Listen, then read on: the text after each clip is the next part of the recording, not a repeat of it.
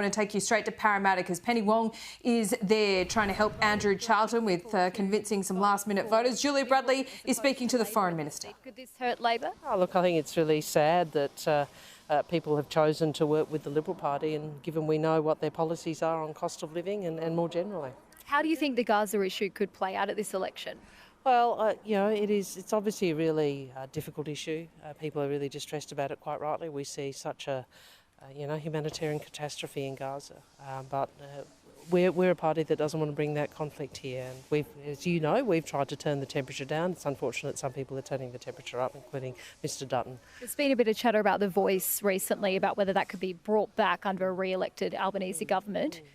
What's the truth of it? The truth of it is we've made very clear we have no plans to reintroduce the Voice, so we won't be doing so.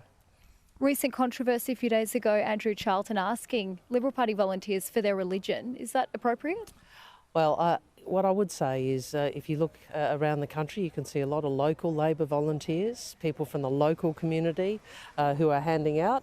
And I think what I've seen around some booths in the country is a lot of people who aren't locals handing out for the Liberal Party.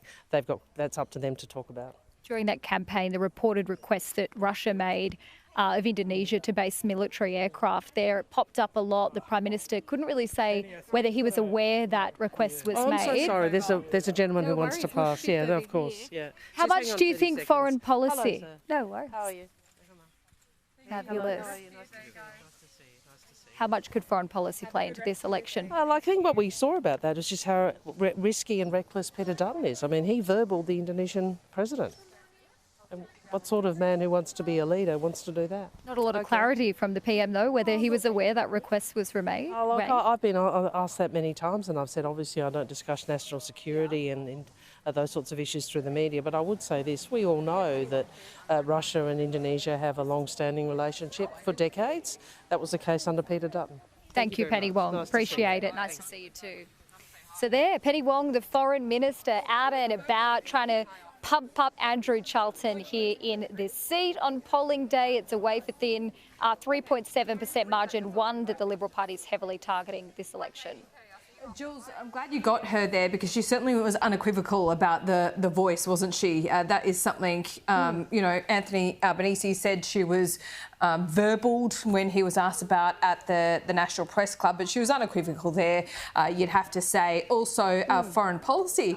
I don't think foreign policy has played into this election as much as we thought it potentially would, save for Trump's tariffs. And what this means is it has been a net negative for Peter Dutton because in times of uncertainty, when you're looking at a trade war, people tend to stick with the incumbent. And we have seen that play out, at least in the polls. Of course, we're going to know for sure when we see that result trickle in tonight. But you've been there in Parramatta. Andrew Charlton, he's a seasoned politician.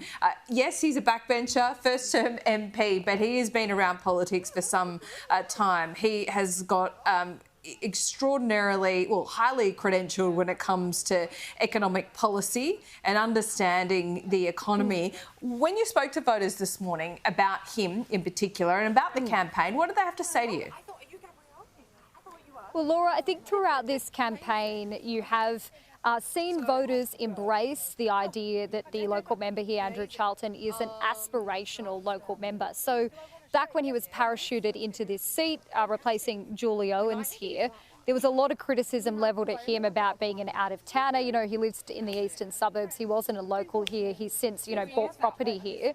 And that stage, seen as an out-of-towner, was questioned about whether that was a good move. But now you could really tell that people are happy with him, I think. Here, it has been quite split, though. I would say there is a lot of Liberal support, also a lot of Labor support, but that does really reflect the fact that this is a seat that does swing back and forth between both parties, and it has over years and years. Here's what some voters told us this morning.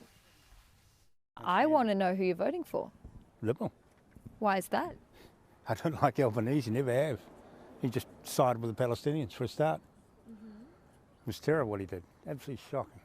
So it's that issue that's really angered you the most? Oh no, I've never liked him anyway. He's as weak as anything. I'm going to vote for Liberal. Each candidate elected will promise to do this and promise to do that for Australia, but vote for the one that I think will get us back on track.